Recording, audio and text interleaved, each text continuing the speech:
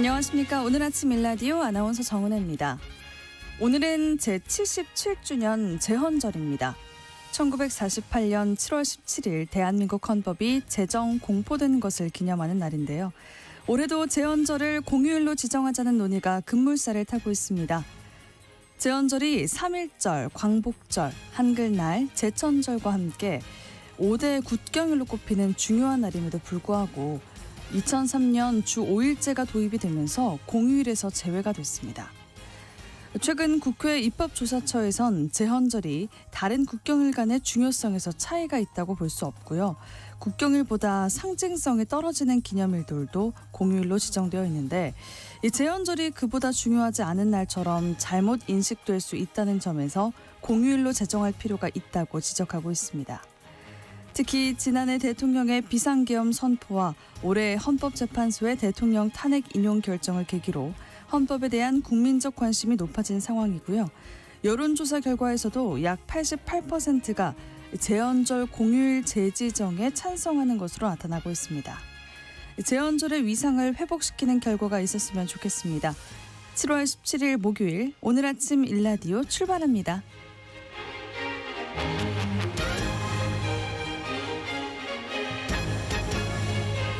오늘 오전 6시 2분 미호강 조천 세종시와 삽교천 곡교천 아산시 하천 수위 상승에 따라 홍수특보를 발령하오니 인근 지역 주민들은 안전에 유의하시기 바랍니다. 네, 오늘 아침 일라디오 이 시간은 물론 KBS 일라디오의 모든 프로그램은 유튜브 KBS 일라디오 공식 채널이나 모바일 콩 어플리케이션을 통해서 실시간으로 함께하실 수 있습니다. 네, 오늘은요 여름철 건강기획 시간을 마련해봤습니다. 여러분 오늘처럼 궂은 날씨만 되면 이 무릎 아프다는 분들 많이 계시죠. 오늘 무릎 관절 명의로 알려져 있는 김진구 명지병원 의료원장 모시고 무릎 관절 치료와 건강법에 대해서 말씀 나눠보겠습니다. 혹시 궁금한 점이 있으시다면 문자 보내주세요. 시간 되는 대로 질문 드려볼게요. 방송에 참여하실 분들은요. 단문 50원, 장문 100원이 드는 유료 문자 샵 9730, 샵 9730으로 보내주세요. 유익한 정보와 살아있는 이야기가 있습니다. KBS 오늘 아침 일라디오.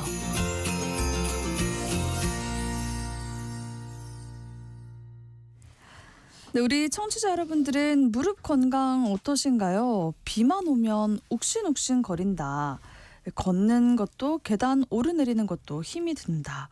이런 어르신들이 주변에서도 많이 보이는데요. 젊은 층들 중에서도 운동하다가 또는 사고가 나서 다쳤다. 이래서 계속 고생하는 분들이 꽤 많습니다. 그래서 통증이 있을 때마다 주사를 맞거나 혹은 물리치료를 받기도 하고요. 무릎 수술하는 경우도 꽤 많습니다. 오늘은 점점 약해지는 이 무릎 관절의 다양한 문제와 또 치료법에 대한 궁금증들 속 시원하게 말씀 들어보려고 합니다. 이분은요, 우리나라 국가대표 선수들의 무릎팍 주치, 무릎 관절 명의로 알려져 있습니다. 김진구 명지병원 의료원장님 자리해 주셨습니다. 안녕하세요. 네, 안녕하세요. 네, 처음 뵙겠습니다. 네. 잘 부탁드립니다. 네, 교수님 이 새벽에 저희 방송에 이렇게 와주셔서 감사합니다. 정말 귀한 시간을 내주셨는데 교수님이 최근에 쓰신 이 메디컬 에세이 제목을 보니까요. 수술실에서 보낸 시간이 3만 시간이다라고 쓰여 있더라고요. 3만 시간이면 대체 얼마나 많은 시간 동안 또 얼마나 많은 환자들을 수술하셨다는 겁니까? 네, 좀 약간 뭐 상징적인 시간으로 이제 3만이라는 말을 좀 선택했는데 실제로 따져 보니까 제가 무릎 관절 수술을 30년 동안 해왔는데 대략 10년에 한 10,000시간 정도를 수술실에서 보냈던 것 같아요. 네. 근데 이제 그 유명한 1만 시간의 법칙이라는 게 있죠. 심리학자 안데르스 에릭슨이라는 분이 이제 그 1993년에 이제 제시한 얘기인데 그것보다는 지금 말콤 글래드웰이 아웃라이어 책에 이제 썼단 말이죠. 네. 모차르트나 빌 게이츠나 비틀즈 같은 각 분야의 천재들이 굉장히 천재로 타고났다고 하지만 사실 정확하게 들여다보면 1만 시간의 노력이 있었기 때문에 천재성이 발휘가 되었다. 이제 이런 상징적인 예화가 10,000시간입니다. 대략 제가 보니까 한 1년에 그 1년에 일주일에 20시간 수술하고 52주니까 대략 그 시간이 나와요. 그래서 한 3만 시간 수술을 하면 3만 명 정도의 수술을 했다는 기록이 나옵니다. 네, 오늘 미호강 병청청 청주시 하천 수위 상승에 따라 홍수특보를 발령하오니 인근 지역 주민들 안전에 유의하시기 바랍니다. 네, 특히 교수님이 우리나라 여러 종목에 걸친 국가대표 선수들 주치의로 유명하시잖아요. 네. 보니까요, 스피드스케이트 선수 이상화 선수, 여자 배구 김연경 선수, 또 쇼트트랙 김아랑 선수, 축구 설기현 선수 등 많은 선수들이 교수님께 치료를 받았더라고요. 선수들 상태나 치료 이야기 좀 들려주실 수 있나요? 네, 뭐 그 많은 선수들의 이야기를 다 들려드릴 수는 없고 이제 가장 이제 그 본인이 공개를 해서 그 이제 스토리가 알려진 분이 이상화 선수인 것 같아요. 뭐 우리나라를 대표하는 스피드 스케이트 선수이고 밴쿠버 올림픽에서 금메달을 딸 때 정말 국민적 영웅이 됐는데 그 이후에 제 진료실에 왔을 때는 계단을 내려가기 어려울 정도의 통증을 가지고 있었습니다. 스피드 스케이트 선수들은 무릎을 쪼그리고 오랫동안 어려서부터 이제 경기를 해오기 때문에 무릎 앞쪽에 얇은 띠가 자라서 굉장히 커져가지고 걸리게 되는데 너무 이제 강한 힘을 쓰다 보니까 이제 그 주변의 연골까지 깨지게 되고 통증이 오게 돼서 걷지 못한 상태가 됐죠. 그래서 이제 우리나라의 평창 올림픽은 아무래도 이제 그 은퇴를 하시고 수술하는 게 좋겠다고 권고를 했는데 이상하 선수는 그때 더욱더 힘을 내서 정말 열심히 노력을 해서 이제 깜짝 놀랄 일을 만들었죠. 그래서 결국 이제 은메달로 이제 본인의 선수 생활을 마감하게 되는데 다들 아쉽다고 하는데 저는 이제 환자의 상태를 알기 때문에 네. 그 은메달을 따는 그 순간에 정말 눈물이 나올 정도로 이 선수가 얼마나 고통스럽게 자기의 문제를 이겨냈는지를 알고 있었기 때문에 굉장히 축하를 했던 기억이 나고 보통 선수들이 저는 그렇게 생각하는데 태극마크를 달았을 때 어마어마한 진짜 진통제를 먹게 되는 겁니다. 네. 자기 통증을 이겨내고 얻어진 그런 값비싼 은메달에 다시 한번 박수를 드리고 싶습니다. 네, 그걸 교수님께서는 옆에서 지켜보셨으니까 얼마나 더 고생을 했는지 그걸 더 잘 아셨을 것 같아요. 그 선수들에는 그 무릎 관절이 생명이나 마찬가지일 것 같은데 굉장히 절망적인 상황도 많았을 것 같아요. 결국 극복해낼 수 있다는 게 희망을 주는 것 같습니다. 이런 운동선수들 외에 병원을 찾는 일반 환자들은 주로 무릎이 어떻게 아파서 병원을 찾게 되나요? 네.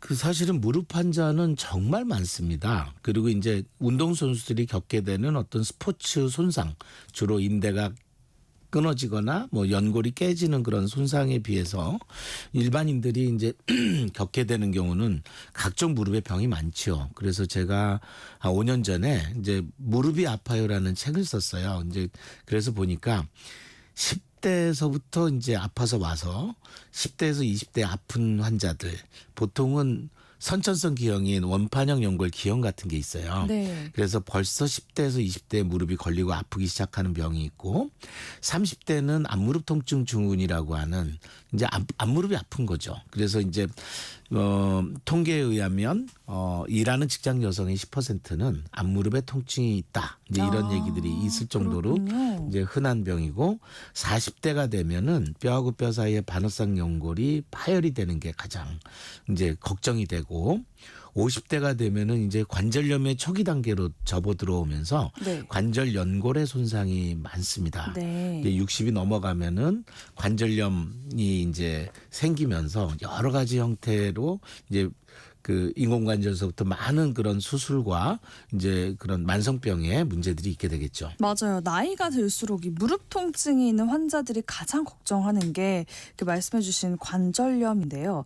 일종의 생활습관병이라고 이야기하더라고요. 계절적인 영향도 있는 건지 궁금합니다. 관절염이 어떤 병인지 좀 더 자세하게 설명 부탁드려요. 관절염이 참 대표적으로 잘못 지은 이름이라고 그래요. 왜요? 염이 있으면 염증이 있어야 되는데 실제로는 염증, 그러니까 붓고 물차고 하는 거는 병의 초기 때, 오히려 병이 약할 때 이제 생기고, 오히려 진행되면서 정말 이건 문제가 된다고 할 때는 염증이나 붓고 물차지 않고 달아서 없어지면서 다리가 휘는 그런 병입니다. 굉장히 오랫동안 지속되기 때문에 네. 당연히 생활습관병이고 계절도 찹니다. 이제 오늘 같이 이렇게 비가 오고 막 기압이 떨어지는 경우에 이제 유난히 좀 무릎 통증이 더 올 수 있겠고요.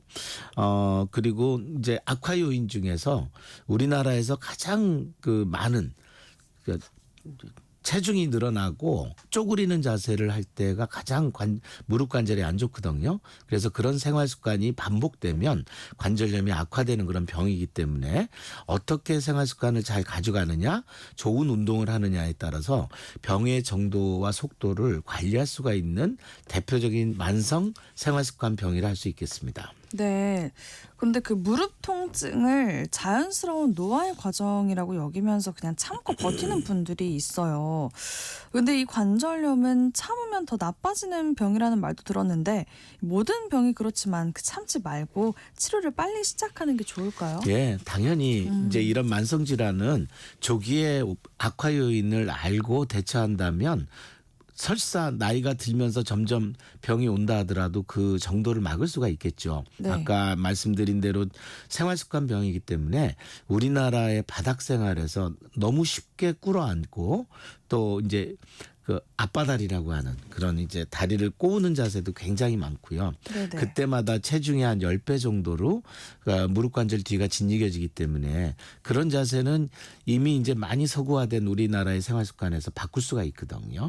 그리고 이제 중년이 될 때 정말 체중 관리를 잘 하셔야 됩니다. 그래서 네. 이제 어느 정도 체중을 줄일 때 계단을 내려갈 때 5배 정도 체중이 걸리는데 3, 4kg 정도 체중 감량을 한다면 무릎 부담을 한 15kg 이상 줄일 수 있기 때문에 이제 과체중에서 벗어나는 노력을 하시는 게 굉장히 중요하겠습니다. 네, 구체적인 무릎 관절 치료법이 궁금한데요. 주로 가까운 병원에서 아플 때마다 주사를 맞거나 또 물리치료를 받기도 합니다. 그런 비수술 치료와 수술 치료로 구분이 된다고 보면 될까요? 네, 관절염은 오랫동안 지속되는 병이기 때문에 비수술 치료부터 시작하겠죠. 그래서 대부분 관절의 약물 치료와 그다음에 물리 치료를 하면서 필요하면은 이제 의사 선생님들이 이제 주사 치료를 하는 비수술 치료를 할 거고, 그런데도 계속 통증이 지속된다. 그러면은 이제 수술을 이제 할 수밖에 없게 될 텐데, 대략 제가 말씀드리는 때는 무릎 통증이 와서 병원에 왔을 때는 9대 1이다. 한 10% 정도가 수술을 해야 되고 90%는 수술할 필요가 없는 환자인 경우가 대부분이고, 어떤 반어상 연골이 파열돼서 정확한 진단이 나왔고 문제가 있다 하더라도 8대 2 정도로 비수술 치료를 이제 잘 시작해서 이제 안 되는 경우에 수술 환자를 좀 좁히는 그런 노력이 필요하겠습니다. 네. 근데 그 주사요법 중에서 스테로이드 주사 같은 거는 자주 맞는 게 안 좋다라고 하더라고요. 이게 나중에 수술 받기가 더 어려울 수 있다라는 얘기가 있던데 집집마다 이게 부모님들이 흔히 맞는 그 주사요법 치료라는 게 괜찮을까요, 교수님? 이제 스테로이드 주사는 아주 오래된 주사죠. 이제 뼈 주사라고도 알려져 있고, 네. 주사 붓고 물 찰 때 주사 한 방 맞으면 너무나 딴 사람이 되는 아주 뭐 신비의 명약이라고도 알려져 있지만, 문제는 그 주사 횟수입니다. 이제 일주일에 한 번씩 와서 계속 주사를 맞게 되면 스테로이드가 가지고 있는 부작용이 다 몸에 축적이 됩니다. 그래서 면역도 떨어지고 이제 관절이 망가지는 것들에 대한 조기 경보가 사라지기 때문에 훨씬 더 병이 진행되고, 스테로이드 주사 약제 자체가 누적이 돼서 나중에 수술할 때 훨씬 더 염증의 위험이 높아집니다. 그래서 스테로이드 주사는 의사가 판단해서 꼭 필요할 때 1년에 3번을 넘지 않고 조심스럽게 주사하자, 이제 이런 주사로 이제 많이 바뀌었고요. 연골 주사라는 게 있습니다. 이제 관절에 끈적끈적한 그 원료를 넣어줌으로 해서 충격을 완충시켜주는 그런 관절 연골 주사가 최근에 쓰이고 있는데 비교적 한 20년 동안 연구가 돼서 모든 선진국에 진료 지침에 들어와 있는 주사이기 때문에 이제 비수술 치료를 한다고 할 때는 이제 관절 연골 주사는 이제 안전하게 쓸 수 있겠습니다. 그렇군요. 이렇게 문자가 와서 소개해드리겠습니다. 3345님이 교수님 10년 전에 제가 퇴행성 관절염을 진단받았는데 작년부터 5,000보 정도 걸으면 왼쪽 무릎이 욱신거리고 좋지 않아요.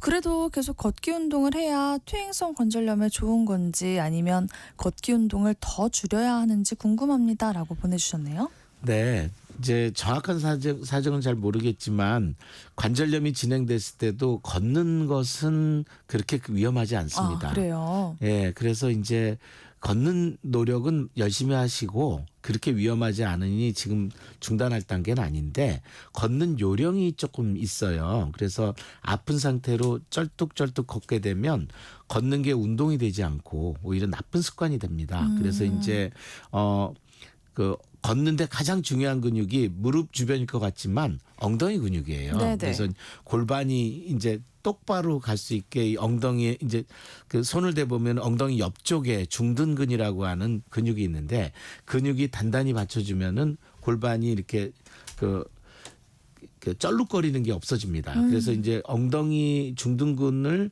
굉장히 잘 노력을 하고 의외로 잘 걷기 위해서 이제 중심 근육이라고 하죠. 윗몸 일으키기라든지 이렇게 똑바로 서서 거울에서 이제 다리를 들어 올리는 그런 연습을 하면 훨씬 더 잘 걸을 수가 있어요. 네네. 그래서 만보를 자꾸 우리나라는 만보기 때문인지 만보를 걷고 2만보를 걷고 이런 목표를 가지고 계시는데 의학적 연구를 볼 때 가장 잘 걷는 것은 7,000보 정도를 팔을 휘젓고 다리를 들어 올리면서 골반이 이렇게 절지 않게 걷는 게 가장 건강한 걸음입니다. 그렇군요. 제대로 잘 걷는 게 중요하겠네요. 5230님이 아버지께서 양쪽 다 무릎 관절을 수술한 지 1년이 넘어가요. 시간이 많이 지났는데도 무릎이 잘 구부러지지 않아 아직도 불편해하시고 양반 다리는 하기 힘들어하시는데 좀 더 앉기 편해지려면 어떤 운동을 하는 게 좋을까요? 라고 보내주셨네요. 네, 아마도 말씀을 들어보니 인공관절 치환술을 하신 것 같네요. 네. 인공관절 치환술은 정말 진행된 관절염 환자의 통증 부위를 이제 절제하고 기계를 넣기 때문에 이제 통증이 없어지고 일상생활의 기능을 회복하는 데는 정말 좋은 수술이지만 네. 기계의 한계가 있습니다. 이제 이게 많이 무릎을 꿇고 살 정도로 잘 움직여지지 않고 기계가 부대끼겠죠. 네네. 특히 양반다리 같은 거를 할 때는 관절의 부품이 빠질 수 있는 위험이 있기 때문에 저는 그 인공관절 수술을 할 때 양반다리 같은 생활 습관을 하지 않기로 미리 이제 환자분께 얘기를 네. 하고 이제 수술을 합니다. 그래서 목표 자체가 많이 구부리고 그 양반다리를 하는 쪽으로 목표를 잡지 마시고 네. 대신에 이제 주로 그 미국 뉴욕 중심으로 인공관절이 쭉 발전했기 때문에 체중은 좀 어느 정도 나가더라도 야외 활동으로 4시간 5시간 걸어도 크게 기계 수명에 영향을 미치지 않기 때문에 네. 서양식 생활에 잘 걷고 일상생활을 잘하는 걸로 목표를 조금 바꿔주시면 아마 불편감이 덜하실 거라고 생각합니다. 그럼 양반 다리를 꼭 해내야겠다. 그런 목표는 갖지 않는 게 좋겠네요. 네, 인공관절의 기본 원리는 그 아주 강한 금속과 플라스틱으로 이제 구부려지는 그 관절을 만들어내는 거기 때문에 양반다리가 될 때 그 기계 자체가 비틀어집니다. 네. 그래서 좋은 자세를 할 수 없고요. 약간만 좀 살짝 하는 이제 많이 구부리지 않는 양반다리는 대부분 허용이 됩니다. 네, 네. 좋습니다. 무릎밥 명의가 들려주는 건강한 무릎쓰기 명지병원 의료원장이신 김진구 교수님과 함께하고 있습니다.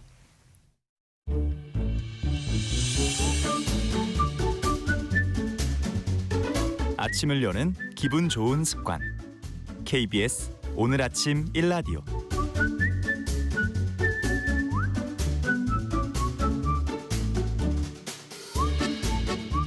네, 네, 교수님 요즘은 수술법이 정말 좋아져서 인공관절 같은 수술도 많이 받는다고 하더라고요.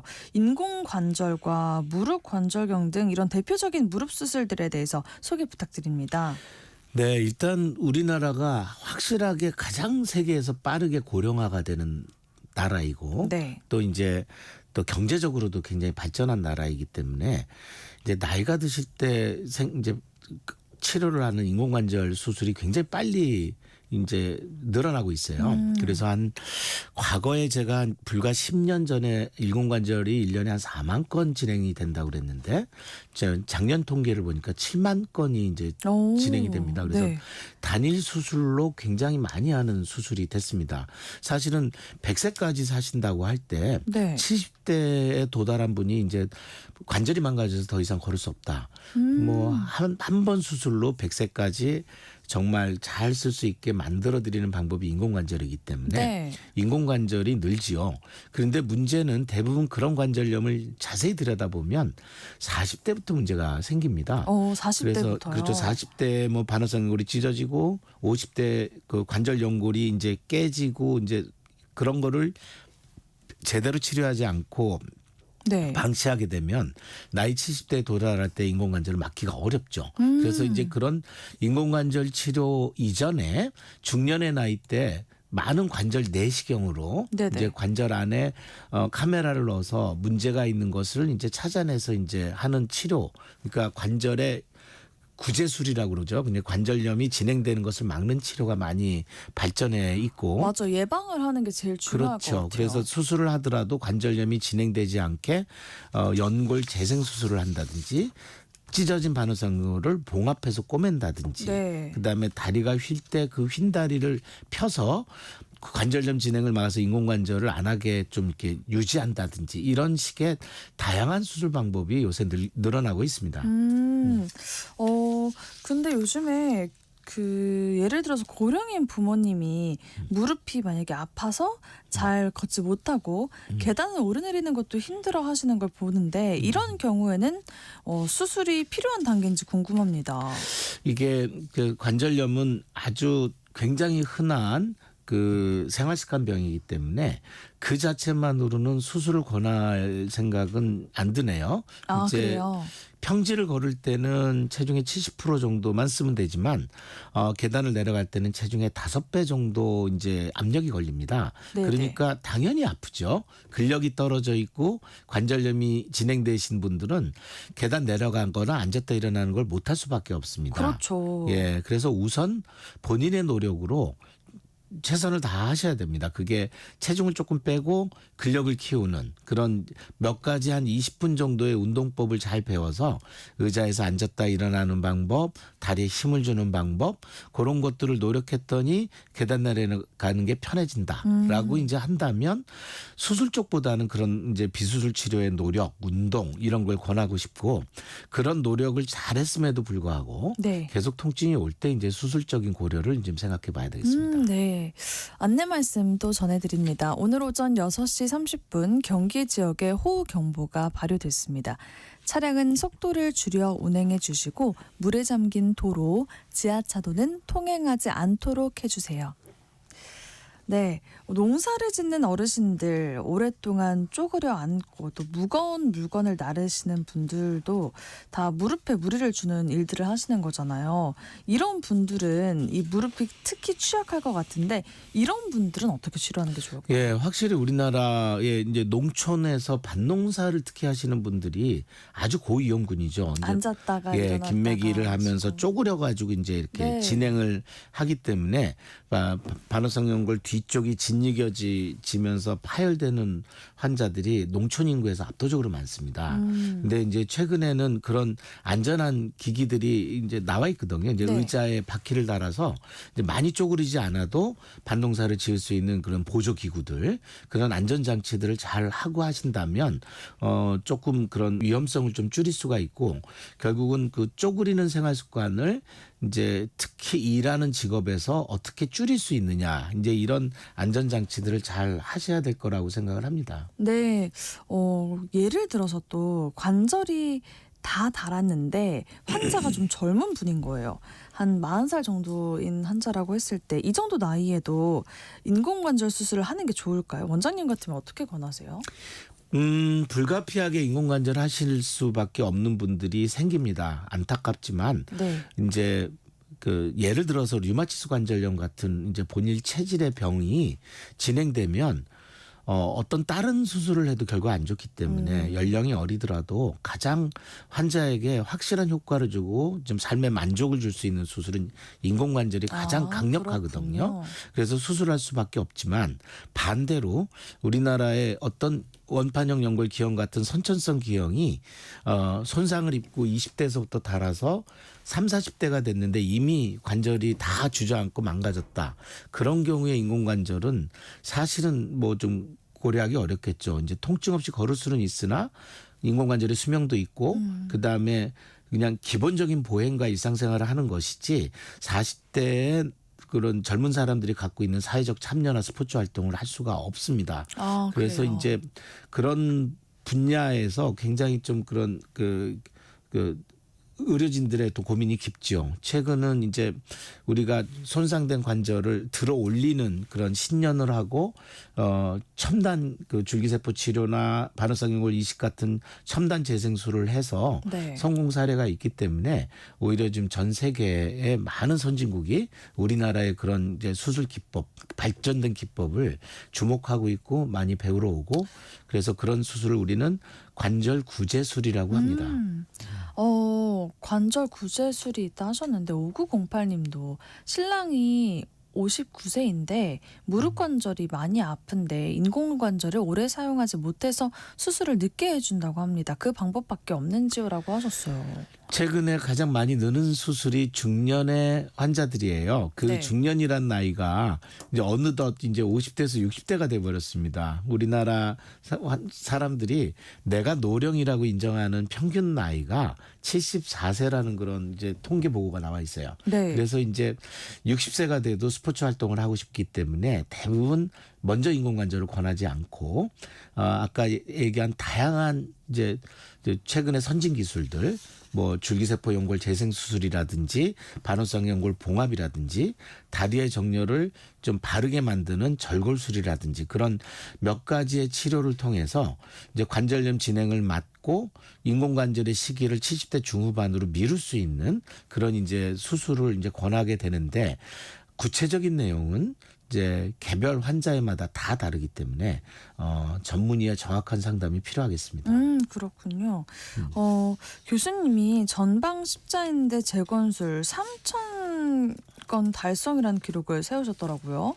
이렇게 많은 기록적인 수술 건수면은 환자들에게 적용되는 수술이 정말 이렇게 많은 환자들에게 적용이 되나 봐요.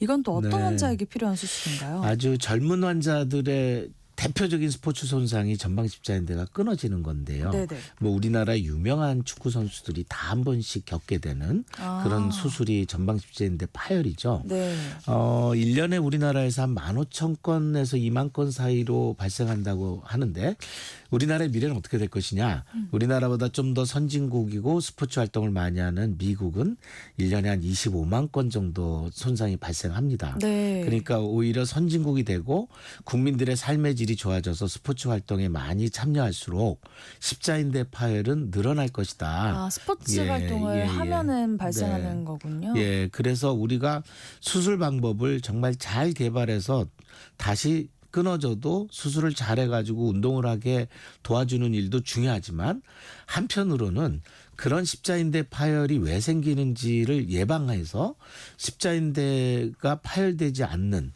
운동을 하더라도 그런 위험성을 줄이는 예방 활동이 두 가지가 다 중요하겠습니다. 네. 이게 정말 아프지 않아도 정말 관리를 잘 해야겠다라는 생각이 듭니다. 그러면은 혹시 운동이 되게 좋은 치료라고 생각되는 그런 것도 있을까요? 이제 결국은 아까 예방 활동에서부터 이어서 얘기하자면 네. 이 운동을 하기 위해서 예방하는 게 운동입니다. 이제 그런 거를 우리가 준비 운동이라고 하죠. 예를 들어서 축구 시합을 하는 선수들이 네. 축구 시합 전에 20분 정도를 그 전방 십자인대 손상 예방 프로그램을 잘 진행을 하면 정말 실제 그 무서운 파열을 한 반 정도로 줄일 수가 있습니다. 그래서 이제 그런 거를 이제 FIFA 11 플러스라고 하는 예방 운동으로 이제 권고를 하게 되고 대부분의 경우는 운동 전에 다이내믹 스트레칭이라고 하죠. 이제 다이내믹 스트레칭. 가볍게 이제 운동을 하면서 웜업을 하고 그 다리를 점점 가동 범위를 넓히면서 네. 이제 운동장을 가볍게 뛰는 다이내믹 스트레칭을 하고 운동을 하면 훨씬 더 그런 부상을 줄일 수가 있습니다. 그렇군요. 네. 그러니까 운동 전에 충분한 그런 워밍업 준비 운동? 스트레칭 네네. 준비 운동이 필요하겠네요. 네네. 근데 예를 들어서 관절염의 경우에는 운동이 병의 진행을 늦추거나 통증을 줄여준다고 할 때 어떤 원리로 작용하는 거예요? 예, 그 관절염에서는 정말 운동이 중요합니다. 이제 5가지 원리를 얘기를 하는데 운동의 요소가 여러 가지가 있지만 일단 유산소 운동을 하면 체중을 좀 줄일 수 있겠죠. 그다음에 근력 강화 운동이 가장 핵심인데 이제 무릎 주변의 근육을 강화시킴으로 해서 고통 분담하는 거죠. 충격을 흡수시켜주고 통증을 완화시켜주는 역할을 할 것이고 그다음에 밸런스 운동 이제 넘어지지 않게 잡아주는 운동이 나이가 드시면 드실수록 특히 60대 이상에서는 낙상의 위험이 굉장히 높은데 네네. 잘 넘어지지 않게 평형을 잡고 걷는 운동을 하면은 줄일 수가 있습니다. 당연히 운동 이후에 스트레칭을 해야 되는데 스트레칭을 통해서 관절의 유연성을 유지해주고 마지막으로 운동을 내가 한다라고 하는 운동 참여 자체가 운동을 하지 않는 사람들이 갖게 되는 우울감이나 삶의 질이 떨어지는 것을 막을 수 있기 때문에 좀 더 적극적으로 같이 모여서 뭐 공원에서 할 수 있는 많은 이제 사람들이 어울려서 할 수 있는 운동을 적극적으로 하시기를 권하고 있습니다. 네. 이게 누구나 쉽게 따라할 수 있는 그런 효과적인 운동법 혹시 있을까요, 교수님? 이제 사실은 우리나라 사람들은 운동하라고 그러면 많이 걸어요. 근데 걷는 네. 거는 생각보다는 유산소 운동이고 그렇죠. 특히 관절염이 생겨서 아픈 다리를 이끌고 그냥 저벅저벅한 시속 5km로 걷는 걸음은 별로 도움이 되지 않습니다.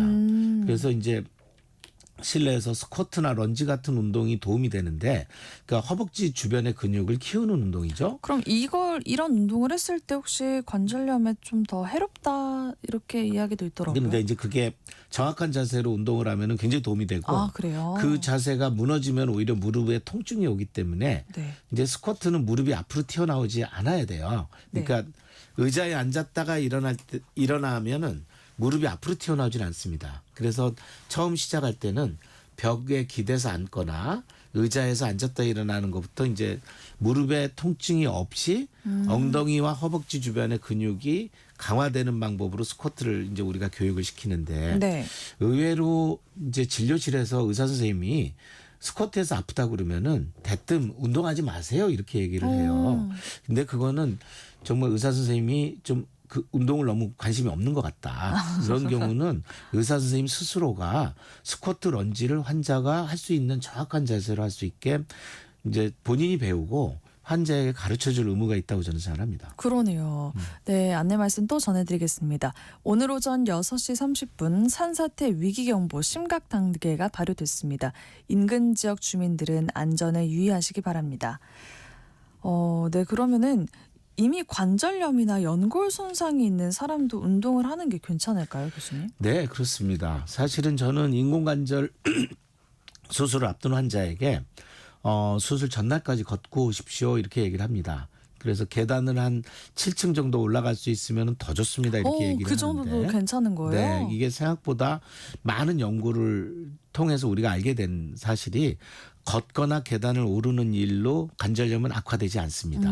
그리고 그걸 유지할 때 주변의 근육과 아까 운동의 어떤 장점 때문에 얻어지는 여러 장점이 있기 때문에 수술을 하고 나서도 회복을 할 때 그런 이제 본인이 갖고 있는 신체 활동을 유지하는 게 훨씬 회복이 빠르기 때문에 네. 자기 몸에 맞는 운동을 꾸준히 하시기를 권하고 있습니다. 네.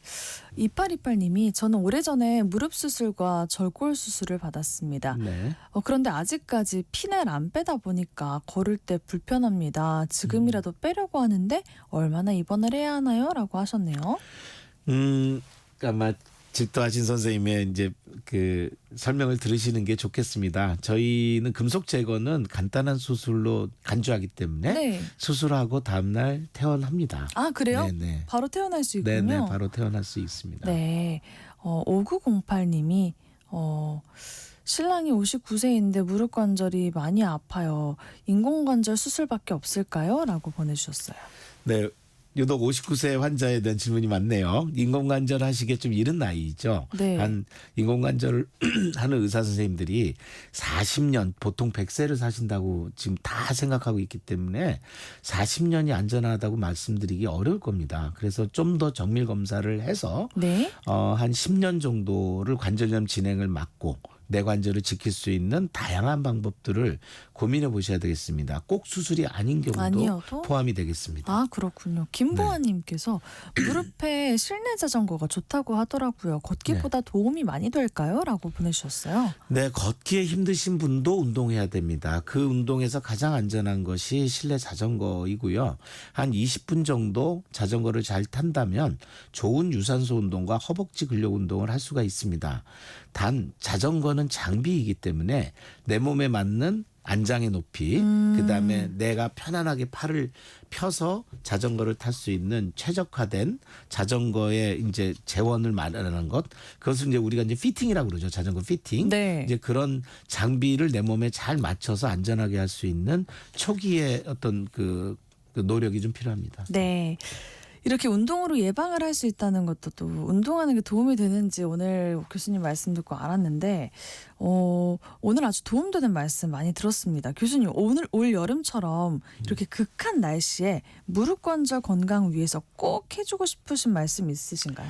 네, 이제 여름은 사실 계절적인 요인으로 관절염이 악화되는 시기는 아니에요. 네. 따뜻하고 뜨거운 그 공기는 관절염을 악화시키지는 않습니다. 단 이제 오늘처럼 이제 그런 폭염과 폭우죠. 이제 극한 날씨가 되면은 야외 활동을 못하게 됩니다. 그러면 관절염 환자들에게는 적절한 야외 활동을 못하게 될 때 오는 위험이 굉장히 크기 때문에 내 몸에 맞고 여건에 맞는 적절한 실내 활동을 잘 찾으셔서 이런 폭염과 폭우 중에서도 꾸준한 관절을 관리할 수 있는 운동을 해 주시면 좋겠습니다. 네.